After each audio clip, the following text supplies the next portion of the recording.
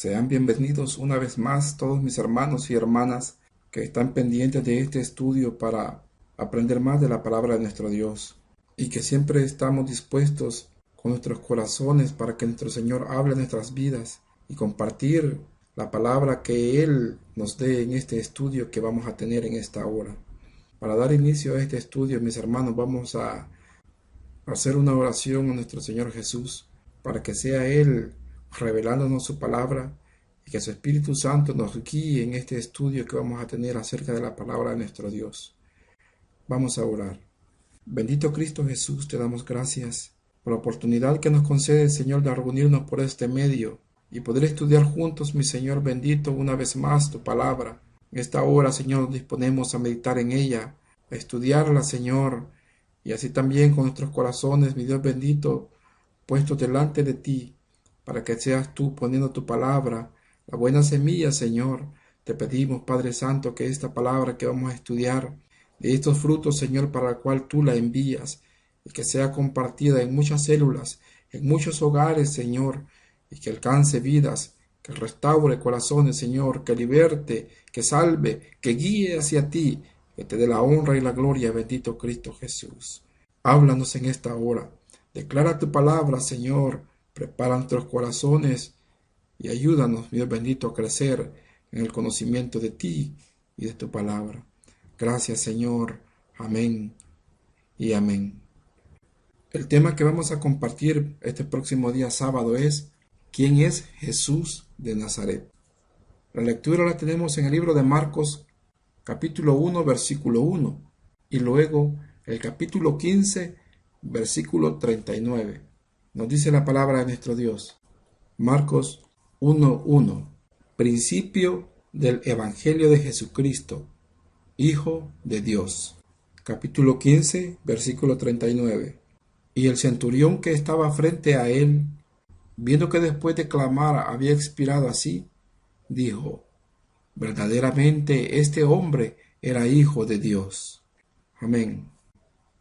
La verdad central nos dice: Jesús es el Hijo de Dios. Decíamos, mis hermanos, que el tema es ¿quién es Jesús de Nazaret? Es un tema expresado en forma de pregunta, a la cual solamente se puede responder por medio de la revelación que Dios tenga en la vida del hombre. Porque verdaderamente el Cristo, Jesucristo, Jesús de Nazaret, el Mesías, son nombres muy conocidos acerca de nuestro Señor Jesús en este mundo. Pero no todas las personas entienden el verdadero sentido que contemplan estas palabras con las cuales se hace referencia a nuestro Señor Jesús. Pues el nombre de nuestro Señor Jesús ha sido proclamado y dado a conocer, y hay un esfuerzo en la iglesia, en la iglesia de Él, por proclamar su bendito nombre y que éste sea conocido en todo el mundo. Pero aunque se ha dado mucho a conocer, la gran mayoría de la humanidad desconoce quién es Jesús de Nazaret, quién es el Cristo, y muchos manejan un concepto a nivel histórico nada más. Algunos se quedan solamente con un concepto muy limitado y solamente le quieren reconocer como un profeta, otros como un maestro. Pero nuestro Señor Jesús es más que un maestro. Y el estudio que vamos a presentar tiene como objetivo el dar a conocer quién es Jesús, y que aquellos que han tenido una idea puramente terrenal con la cual lo conocen las personas a través de la historia, después de escucharle, mis hermanos, después de escucharnos en esta enseñanza que vamos a compartir este próximo día sábado, que tengan una manera diferente de percibir a nuestro Señor Jesús, pero también que sientan el deseo de buscarle y de rendirse a Él. Pues vemos cómo nuestro Padre Celestial ha venido presentando, ha venido revelando a nuestro Señor Jesús desde el antiguo tiempo. Y ya el Antiguo Testamento hacía referencia hacia el Mesías, hacia el Cristo, hacia el ungido. Y la misma palabra dice de que todo en el Antiguo Testamento, en el antiguo tiempo, eran sombras de lo que había de venir. Encontramos a nuestro Señor Jesús en la revelación dada a los profetas, en la promesa del Mesías que habría de venir, y que los hombres fieles, los hombres de fe del tiempo antiguo, murieron creyendo en esa promesa, y muchos con la esperanza, con el anhelo de contemplarle.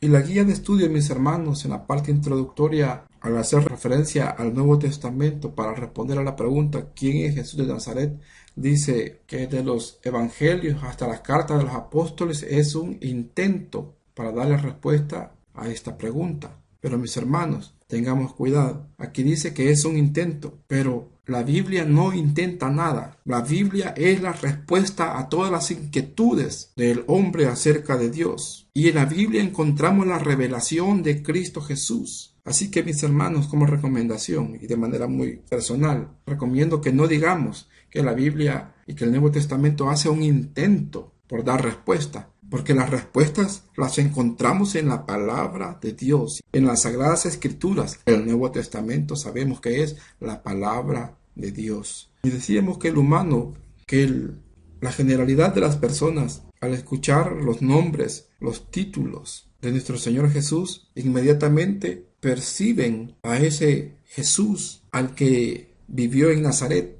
Por eso viene la pregunta, ¿quién es Jesús de Nazaret? Jesús de Nazaret porque él vivió en Nazaret, creció en Nazaret. Dice Mateo 2:23, y vino y habitó en la ciudad que se llama Nazaret, para que se cumpliese lo que fue dicho por los profetas, que habría de ser llamado Nazareno.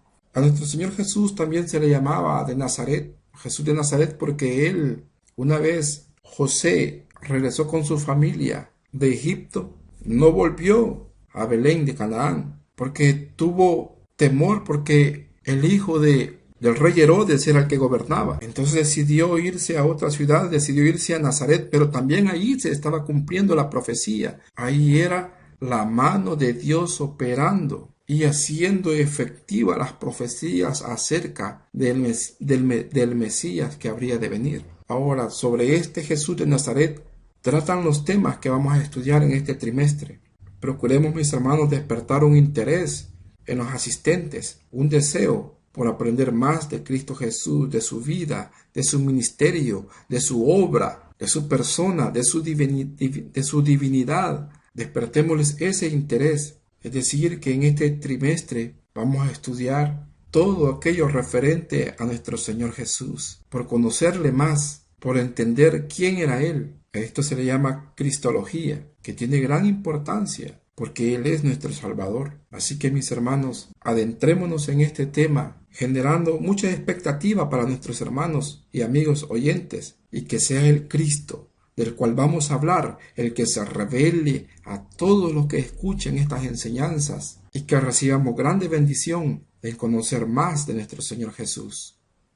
El punto número 1 nos dice, comienzo de la buena noticia. Y para este punto número 1 usaremos como referencia el versículo número 1 que hemos leído de la porción bíblica, Marcos 1:1, que nos dice, principio del Evangelio de Jesucristo, Hijo de Dios. Se sabe, mis hermanos, que el Evangelio de Marcos, que fue el primero de los 4 evangelios escritos, lo escribió, según la mayoría de teólogos, Juan Marcos, sobrino de Bernabé. El apóstol Pedro hace referencia a él como su hijo espiritual, por supuesto. Y la influencia del apóstol Pedro sobre Marcos para escribir este evangelio es muy, muy fuerte, muy profunda. Pues se considera que los detalles con que cuenta el evangelio de Marcos, todos los detalles que tiene por sobre los demás evangelios, es por las experiencias dadas por el apóstol Pedro. Se puede ver la influencia del apóstol Pedro en Marcos, lo que le llevó a escribir este evangelio, claro, guiado por el Espíritu Santo. Y comienza este evangelio y dice, principio del evangelio de Jesucristo. Él hace una afirmación muy importante diciendo el evangelio de Jesucristo. Está diciendo con esto que el evangelio trata acerca de Él únicamente, acerca del Cristo. Y aunque en los relatos del evangelio vamos a encontrar con muchas personas y personas de mucha relevancia, como los apóstoles, como las autoridades judías, y aún miembros de diferentes sectas del judaísmo, y las personas sobre los cuales también se fue manifiesto el trabajo de nuestro Señor Jesús. Sin embargo, es la persona de nuestro Señor Jesucristo quien resplandece o sobresalta sobre todas ellas, porque nuestro Señor Jesús es el tema principal del Evangelio, resaltando y sobresaliendo por sobre todos los demás, con una gloria única, inigualable, pues sin Él, sin nuestro Señor Jesús, quien es el centro del Evangelio, toda la narración perdería el brillo que tiene y aún el propósito para el cual ha sido dado el Evangelio. Pero el Evangelio, que significa buena noticia o buenas noticias o un anuncio alegre, revela el plan de Dios para la salvación del hombre. Y este plan tiene un sólido fundamento en los hechos de nuestro Señor Jesucristo, en su muerte, en su resurrección. Y solo podemos ser salvados de nuestros pecados por la fe en la muerte y en la resurrección de nuestro Señor Jesucristo. Por eso Él hace referencia con estas primeras palabras y comienza escribiendo el Evangelio de Jesucristo, de nadie más, solamente de Él. Es el tema central, con el objetivo de revelarnos quién es el Cristo. Entonces, podemos hacer la invitación a mis hermanos en la célula para que estudien el libro de Marcos, porque allí está revelándose quién es Jesús de Nazaret. Es como comienza Marcos. Vemos entonces que estas son las palabras con que comienza toda esta buena nueva, estas buenas noticias que va a dar a lo largo de todo su libro, el Evangelio de Marcos, haciendo referencia que es acerca de él. Entonces, mis hermanos, todo aquel que se adentre en el estudio de este libro de Marcos, que contiene aspectos muy detallados de la vida de nuestro Señor Jesús, que tenga en mente que es acerca de Él, y que vaya viendo los detalles que van sucediendo y los detalles de los relatos que va dando a lo largo del Evangelio para ir sacando y obteniendo toda la bendición que es revelada a través de los aspectos que va exaltando alrededor de nuestro Señor Jesucristo. El punto número 2 dice imágenes de Jesús. Este punto número 2 quiere que examinemos cuál es la idea que tenemos formada en nuestra mente acerca de nuestro Señor Jesús. Por eso dice imágenes de Jesús. No se está refiriendo a figuras icónicas como pinturas, estatuas o figuras talladas, sino a la idea que tenemos acerca de nuestro Señor Jesús en nuestra mente, que reflexionemos cuál es la percepción que tenemos de nuestro Señor Jesús, y que si esa idea que tenemos acerca de Él es la idea con la cual Él se ha revelado, con la cual ha sido revelado nuestro Señor Jesús a este mundo, porque el enemigo ha tratado de destruir la imagen y la idea acerca de nuestro Señor Jesucristo, llegando al punto que, aunque muchos han oído de Él, han leído acerca de su vida y su obra, pero no han obtenido los beneficios por los cuales Él vino a este mundo, sino que se han conformado con la imagen de un Cristo que el enemigo ha deseado que conozca el mundo entero, pero no con ese Cristo que quiere revelarse a cada persona, a cada corazón, y hacer su obra redentora en la vida de cada uno de aquellos a los cuales le reciben. Como cristianos manejamos dos naturalezas acerca de nuestro Señor Jesús, una naturaleza humana y una naturaleza divina. Naturaleza humana, pues nuestro Señor Jesús, el unigénito Hijo de Dios, se encarnó para nacer en esta tierra, de la manera como ya había sido anunciado en el Antiguo Testamento a través de los profetas de cómo habría de venir a este mundo. Leímos en el libro de Isaías 7:14 que dice: por tanto el Señor mismo os dará señal. He aquí que la Virgen concebirá y dará a luz un hijo y llamará su nombre Emmanuel. En Isaías 9:6 dice: porque un niño nos es nacido, hijo nos es dado, y el principado sobre su hombro, y se llamará su nombre admirable, consejero, Dios fuerte, Padre eterno, príncipe de paz. La naturaleza humana del Mesías, del Cristo, el ungido, ya había sido profetizada desde el tiempo antiguo. Vemos cómo el enemigo Satanás quiso destruir la obra de Dios y la creación de Dios, el hombre que es hecho a su imagen y semejanza, cuando por medio de engaños él hizo caer en pecado a la primera pareja allá en el Edén. Pero la pretensión del enemigo Satanás de querer destruir al hombre hecho a imagen y semejanza de Dios, vemos cómo nuestro Señor le dice en Génesis 3:15: y pondré enemistad entre ti y la mujer, y entre tu simiente y la simiente suya. Esta te herirá en la cabeza y tú le herirás en el calcañar.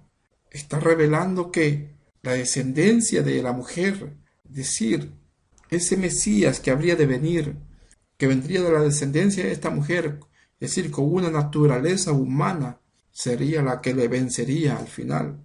La naturaleza humana de nuestro Señor Jesús es innegable, pues la palabra de nuestro Dios dice en Juan 1:14 que aquel verbo fue hecho carne y que habitó entre nosotros, y que vimos su gloria, gloria como del unigénito del Padre, lleno de gracia y de verdad. Vemos aquí la encarnación del unigénito Hijo de Dios, Dios hecho carne, habitando entre nosotros, y que por lo tanto entiende perfectamente nuestras debilidades, nuestras necesidades, nuestros problemas, nuestras angustias, entiende nuestros sufrimientos, se identifica con nosotros porque habitó entre nosotros. Pero también nuestro Señor Jesús tiene una naturaleza divina. Y la naturaleza divina la leemos aquí en el mismo versículo número 1 que hemos leído. Pues nos dice que este Evangelio de Jesucristo, Hijo de Dios, nos dice el evangelista aquí en este libro de Marcos, y comienza diciéndonos que Jesús es el Hijo de Dios. Y al decir que es el Hijo de Dios está haciendo referencia a la participación de la naturaleza de Dios en Cristo Jesús. Aquí podemos aprovechar, mis hermanos líderes, para hablar acerca de esa secta que no reconoce la divinidad de nuestro Señor Jesucristo. Esa secta que anda tocando las puertas y que anda repartiendo literatura disfrazada de palabra de Dios, pero que niegan la divinidad de Cristo Jesús, dándole una mala interpretación a esta palabra que hemos leído, Jesús, Hijo de Dios, diciendo con ello que Él es creación de Dios. Pero no se refiere la palabra, al hablar de Cristo Jesús, no se refiere a que haya sido creado, sino a que era partícipe de la naturaleza de Dios. Porque si ponemos, por ejemplo, como le dijo nuestro Señor Jesús a los hijos de Zebedeo, ¿cómo se les decía? Hijos del trueno. Pero no quiere decir que un trueno los haya creado a ellos, sino por la naturaleza explosiva e intempestuosa que ellos tenían.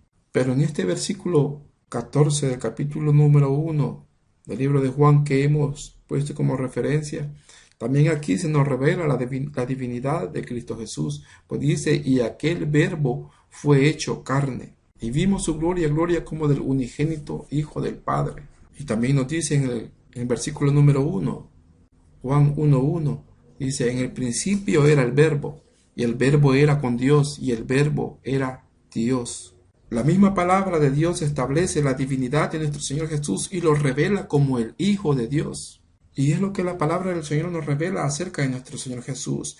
Él es Dios hombre también, por su naturaleza humana y su naturaleza divina, presentes en Él y ninguna opaca a la otra. Pero la idea que puede tener la generalidad de las personas y que maneja la generalidad de las personas es acerca de un Jesús sufriente y la de un Jesús libertador. Pero ese Jesús sufriente del cual tiene una imagen las personas es acerca de ese Cristo plasmado en una cruz, porque fue la forma a través de la cual entregó su vida por nosotros, nuestro Salvador. Imagen que ha sido muy explotada y comercializada en este mundo, pero que, aunque ha sido muy difundida y ha sido muy explotada comercialmente, presentando al Jesús sufriente, no ha generado un cambio en la vida de aquellos que de alguna manera llegan a conocer por medio de estas figuras los sufrimientos de nuestro Señor Jesús, porque nunca se revela el por qué Él murió de esa manera y que fue Él quien entregó su vida en la cruz del Calvario, porque muchos llegan a pensar que al final fue derrotado y que como consecuencia fue muerto en la cruz del Calvario. Pero no es esa la idea por la cual el Mesías, el Cristo, murió en la cruz del Calvario. Pues desde antes que Él viniese a realizar su ministerio, ya estaba en los planes de Dios y en los propósitos de Dios que viniera el Mesías a morir por nosotros en la cruz del Calvario.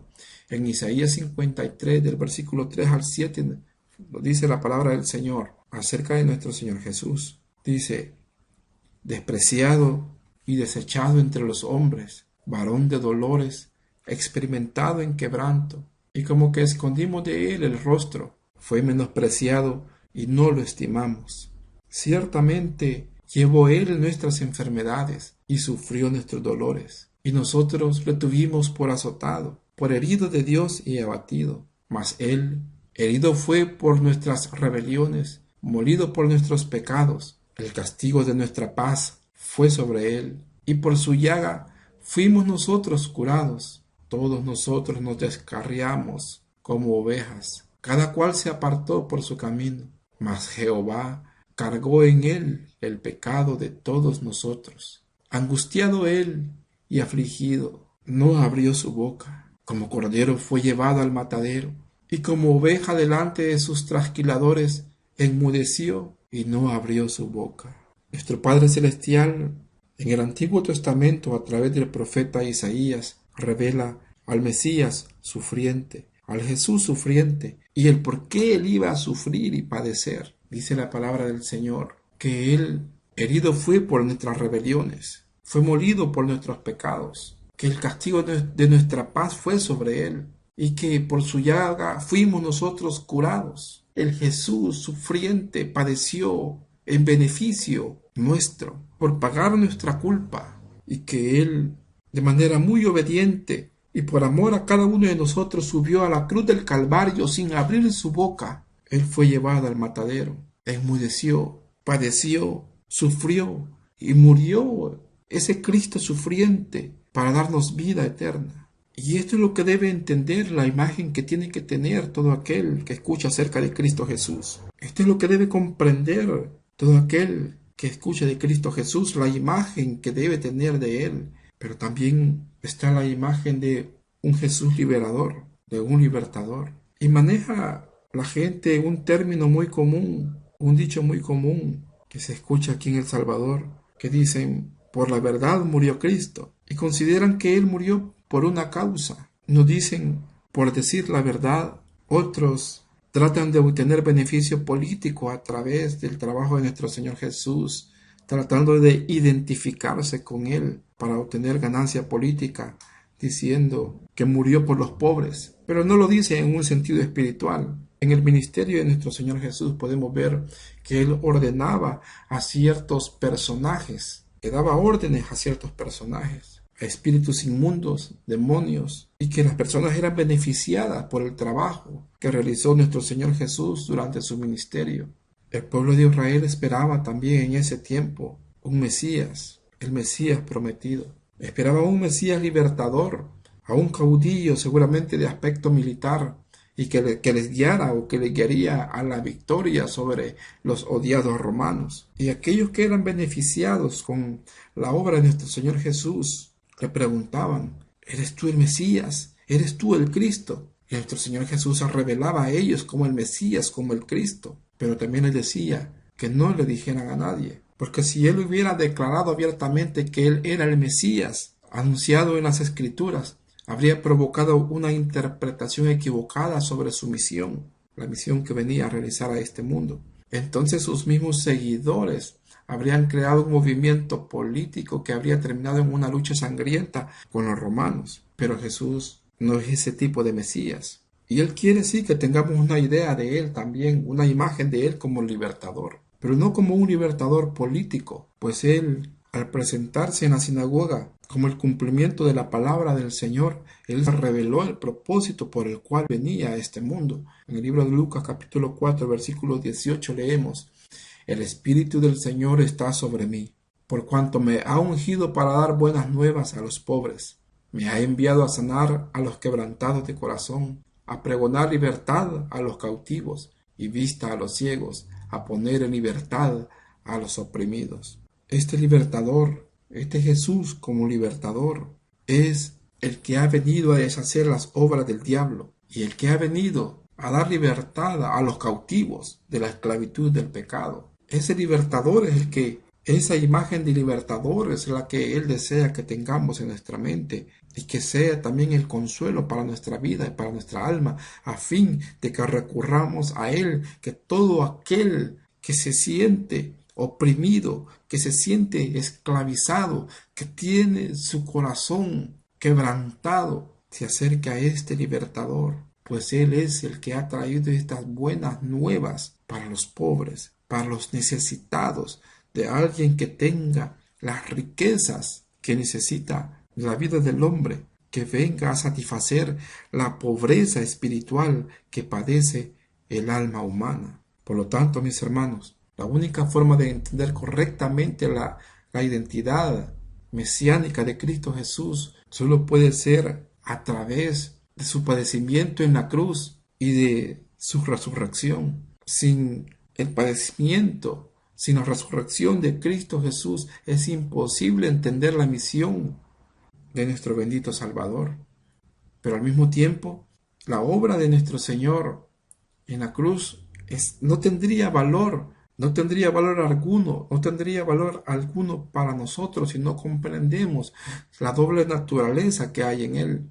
El hombre perfecto, que se presenta como ese gran siervo de Dios en favor de nosotros, en favor de la humanidad, pero al mismo tiempo es el Hijo de Dios. Y es lo que el Evangelio de Marcos, es lo que Marcos en su Evangelio nos presenta. Nos presenta a Jesús como siervo, pero también como Hijo de Dios. Por eso, en capítulo número 15, versículo 39, cuando expira nuestro Señor Jesús en la cruz del Calvario, también hace referencia ahí el evangelista acerca de quién es Jesús. Cuando el centurión que estaba frente a nuestro Señor Jesucristo, al oírle clamar y verle expirado, dijo: verdaderamente este hombre era el Hijo de Dios.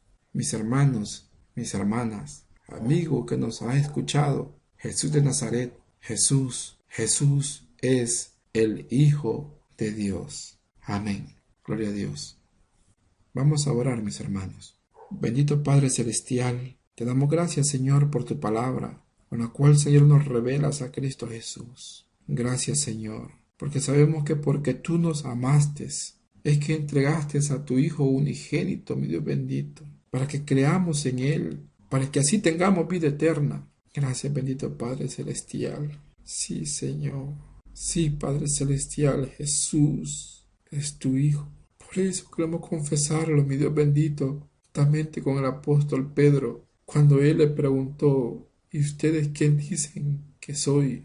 Y Pedro le dijo: tú eres el Cristo, el Hijo del Dios viviente. Y lo creemos, bendito Dios, lo creemos, bendito Padre Celestial. Gracias por tu inmenso amor, tu gran misericordia. Gracias, Cristo Jesús, por tu amor sobre cada uno de nosotros. Que los propósitos de tu obra, que los propósitos, mi Señor, de tu sacrificio, que los propósitos de tu entrega nos alcancen, Señor. Ayúdanos a perseverar, Señor, a perseverar siempre en pos de ti. Salva las vidas, restaura los corazones, salva a los amigos que escuchan tu palabra. Salva, bendito Cristo Jesús. Gracias, bendito Cristo Jesús. Gracias, bendito Cristo, porque sabemos que te levantaste de entre los muertos y estás a la diestra del Padre. Gracias, bendito Salvador. Amén y amén. Dios me le bendiga, mis hermanos. Vayamos a compartir estas buenas nuevas de salvación, estas buenas noticias. Gloria a Dios. Amén y amén.